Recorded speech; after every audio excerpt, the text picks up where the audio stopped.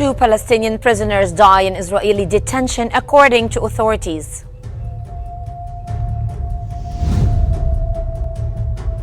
Explosions rock Beirut's southern suburbs as Israel intensifies attacks for a fourth day.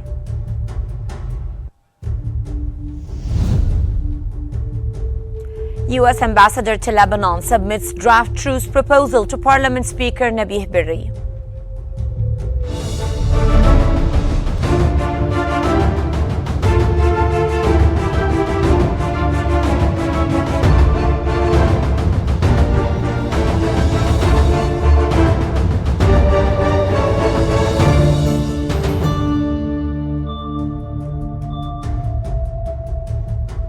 It's 4 p.m. Cairo local time, and you're now watching Q News. We begin today's bulletin with the latest developments in Gaza.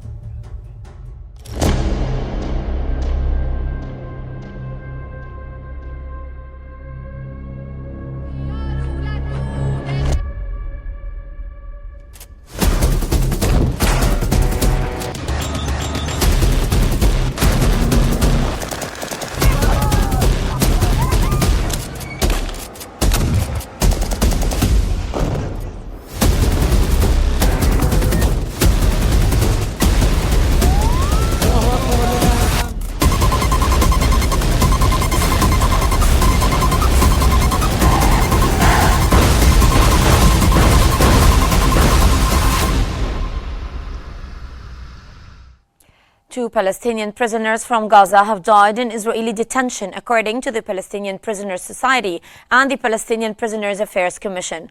Both organizations condemned the deaths, describing them as part of what they called Israel's slow death policy against Palestinian prisoners. They accuse Israeli authorities of systematic torture, medical negligence, and the denial of basic needs, which they say have led to the deaths of dozens of prisoners over the years. The groups called for international accountability, urging global action to end practices they argue violate human rights and international law.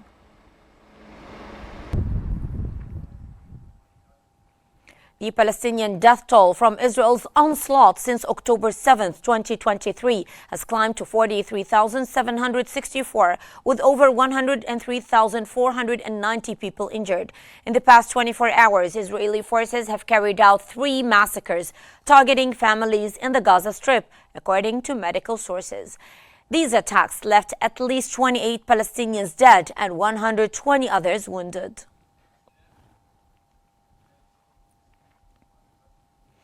Israeli occupation forces have stormed the Balata al-Balad area east of Nablus in the occupied West Bank, resinking a home and arresting a Palestinian man. In a separate raid, Israeli soldiers entered Al Ain refugee camp west of Nablus, searching several homes. According to Wafa news agency, no arrests were reported in that operation.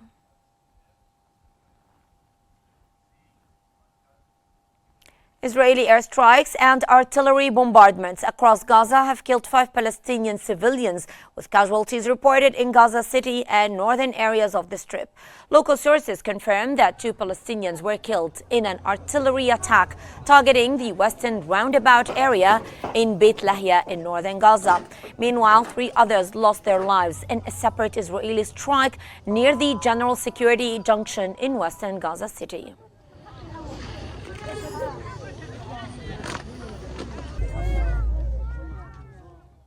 And for more analysis, we now move to Mark in our newsroom. To you, Mark. Thank you, Hella. And we're going to get more analysis now as we're joined from occupied Jerusalem by Ms. Ratiba El-Natsha, a member of the Palestinian National Action Committee. Welcome to Q News. Could you tell us, first of all, what is the current humanitarian situation in Gaza? Good evening. Good evening for you and for your for who listening to us. Actually, it become more and more impossible to describe the humanitarian situation in Gaza Strip. It's very clear, and the UN reporting that Israel is using starvation as a weapon against the Gazian people. It's like a kind of punishment for everyone, and killing people by starvation. we are talking about it's the most hard time of entering the aids uh, to Gaza Strip since the beginning of these operation on Gaza Strip. So I think we have not just lack of food and medication, it's more and more because we are entering to the winter season, and it's wet and windy and very cold in Palestine, as you know. So people started to suffer from the hard weather and a lack of tents and shelters in Gaza Strip. So I think that people will suffer a lot in the few days coming because of not just starvation and lack of medication, but also because of the winter, the cold winter and wet winter without tent and shelters. Tell us more about how the blockade has impacted access to aid in Gaza. Actually, you can't you can we can't say that we have access for the aid in Gaza, because even the few access of aids to Gaza, that it's very limited and full of complications. It become more and more complicated to reach to people after it entered Gaza as well, because uh, we have non-stop operation on Gaza Strip. There's no safe places. You can't target like a place in Gaza and say that it's a safe place to target in aid. Although today, for example, one of the medical centers for Doctors Without Borders was targeted as well in Gaza. So it's not just about the exist of these humanitarian aids or medical aids, but even if we want to reach for the people, it's impossible under the fire and continuous attacking on Gaza Strip. And what effect is the pressure on Gaza's health system having on its ability to provide care? It's like we are talking about what? It's a very limited access to healthcare in Gaza. You know that they targeted the hospitalities, the hospitals at the beginning of this war, and they continuously targeting the hospitals on Gaza Strip. So we can talk about a medical system in real. It's like a healthcare here and there, some clinics or some hospitals that work in the minimum capacity that they can access to. So I think that one of the aim of this operations on Gaza is to make everyone die in Gaza, if not from direct fire, from illness and sickness, and if not from illness and sickness, from hunger. So I think they destroyed any possibility of having a real care system or health system in Gaza Strip. What we have now, it's the يعني, I can't describe it. It's like very elementary aids that we can give to people. It's really very limited and really very hard even to give them a real health care in Gaza Strip. When we're talking about pregnant women, for example, when we are talking about children, uh, there's no services at all in these fields in Gaza Strip, because the priority is now for the injured people, for the serious illnesses. So they put people in priority, and they can't reach everyone and give everyone what we need as a human from this health system. It's like putting people in categories and in priorities, and it's not humanitarian at all. What you're describing is a terribly tragic and desperate situation. In your view, how has the international community responded to the situation in Gaza? Just reporting what is happening, because even any exist for these international teams are really difficult and filled full of a lot of obstacles from the Israeli side. So they kept having these reports about the situation in Gaza Strip without any real action. I think till now, the international community didn't put a real pressure on the Israeli side to enter these humanitarian aid to Gaza. And I think they are not trying even to put any pressure to enter more and more medical supplies or any other supplies that can help the situation really in Gaza. What enter is a very few and limited, and according to the limitation that the Israeli side put. So they are under the Israeli order and not like putting pressure on the Israeli side.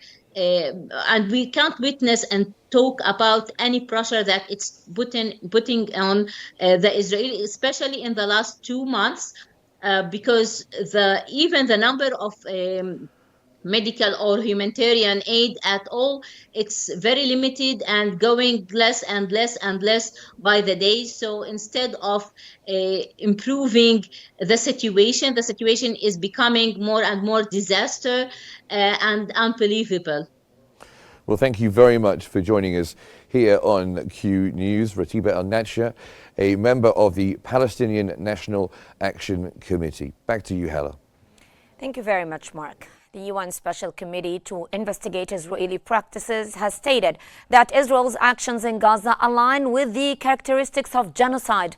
The committee accused Israel of using starvation as a method of warfare, highlighting mass civilian casualties and life-threatening conditions internationally imposed on Palestinians. Additionally, the committee condemned the ongoing smear campaign and attacks against UNRWA and the United Nations.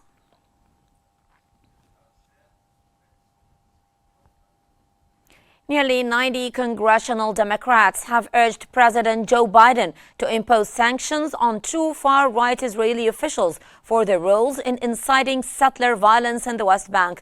The letter, signed by 17 senators and 71 members of the House of Representatives, was sent in late October before the U.S. election in which Donald Trump secured victory. It was made public to pressure President Biden to take action during his final months in office, as frustration within his party grows over his administration's reluctance to hold the Israeli government accountable.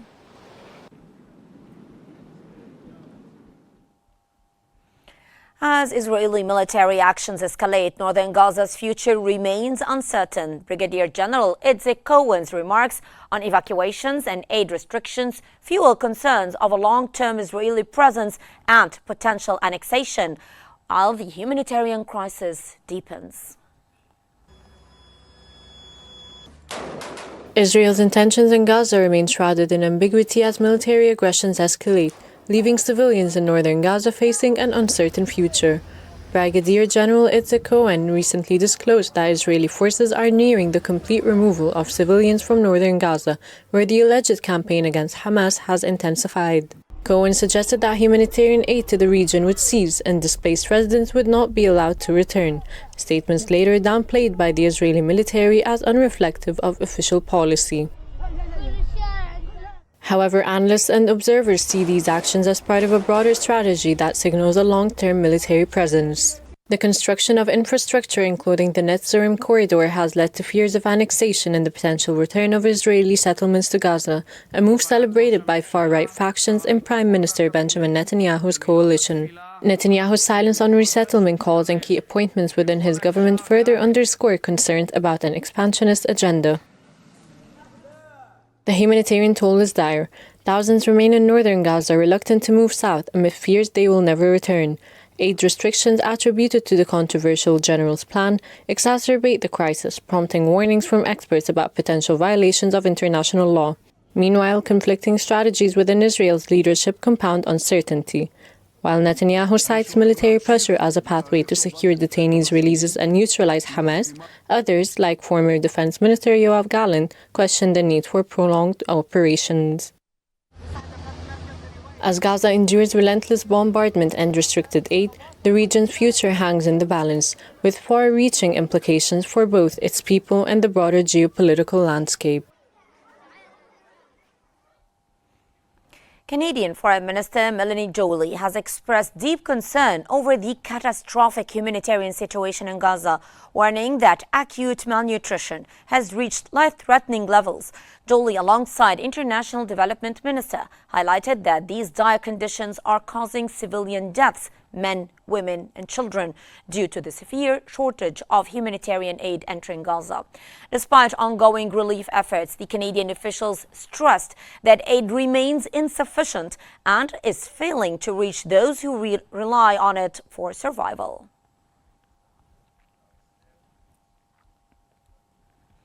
The United Nations Relief and Works Agency for Palestine Refugees has warned of a chronic shortage of humanitarian aid in Gaza amid the ongoing Israeli assault, now in its 13th month.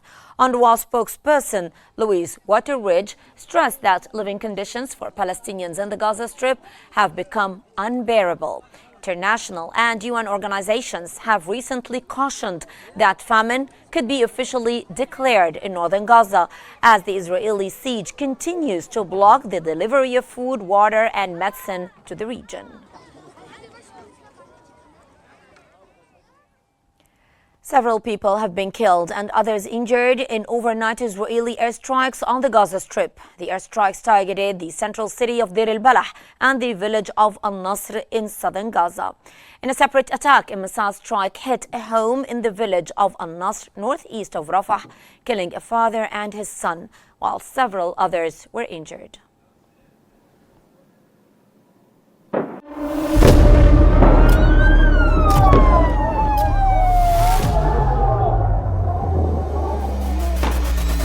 كل المستهدفين هن مدنيين. وضع شيء مرعب، شيء بخوف.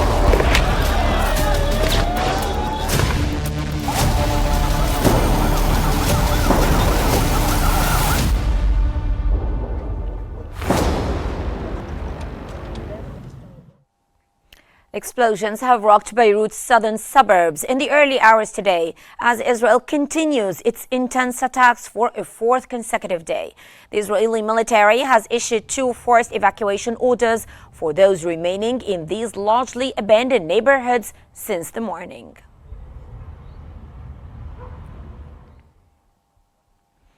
An Israeli airstrike has flattened an entire building in the dense Tayuniya neighborhood just a few kilometers from downtown Beirut, Lebanon's capital. While there are no immediate reports of casualties, the bomb struck a lower level of the building, reducing much of it to rubble.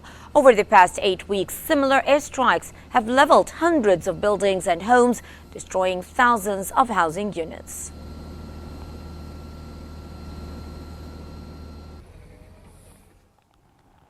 Rescue operations are underway in Lebanon's Baalbek following an Israeli strike that hit a civil defense center yesterday. At least 12 people were killed in the airstrike, which destroyed the civil defense center building in the town of Doris, located in the Baalbek district of eastern Lebanon.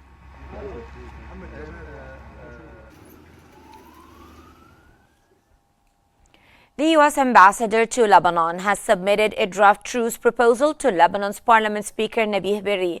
This marks Washington's first written proposal in several weeks to halt the fighting between Israel and Hezbollah. The U.S. has been working to broker a ceasefire to end the hostilities, but efforts have yet to yield results.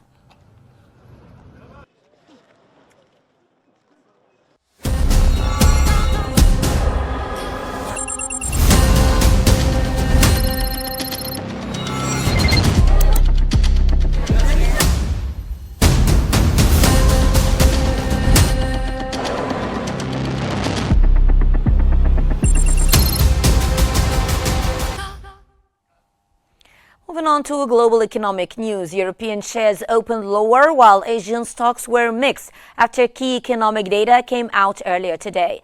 In the United States, early trading futures for the S&P 500 were 0.5% lower before the bell, while futures for the Dow Jones Industrial Average fell 0.4%. In Europe, Britain's FTSE 100 lost 0.4%, Germany's DAX dropped 0.6%, and the CAC 40 in Paris was down 0.8%. In Asia, Tokyo's Nikkei 225 index gained 0.3%. The Hang Seng in Hong Kong slipped 0.1%. The Shanghai Composite Index dropped 1.5%, while South Korea's Kospi edged 0.1% lower.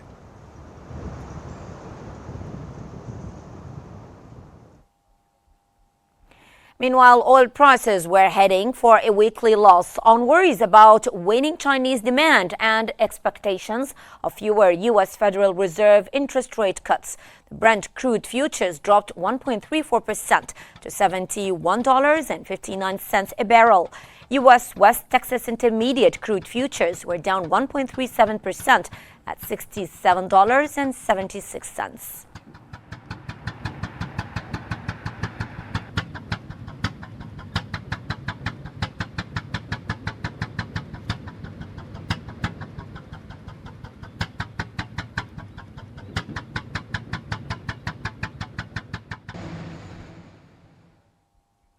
Gold prices held steady near two-month lows and were on track for their worst weekly performance in over 3 years, and expectations of slower interest rate cuts by the Federal Reserve.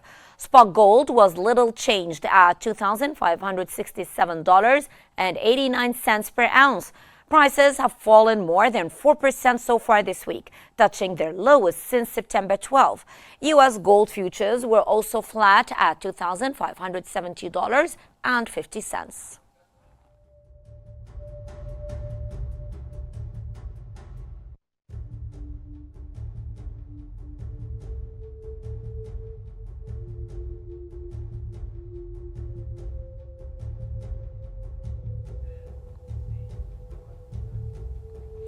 And that brings us to the end of our news bulletin. Here is what we have been covering. 2 Palestinian prisoners die in Israeli detention, according to authorities.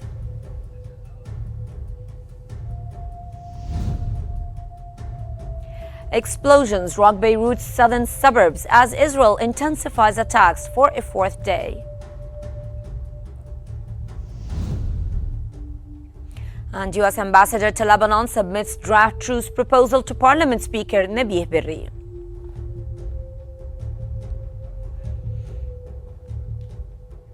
And this concludes our news bulletin for the hour. Don't forget to follow Q News on YouTube, Facebook, X, Instagram, and TikTok at Q News EG to stay informed.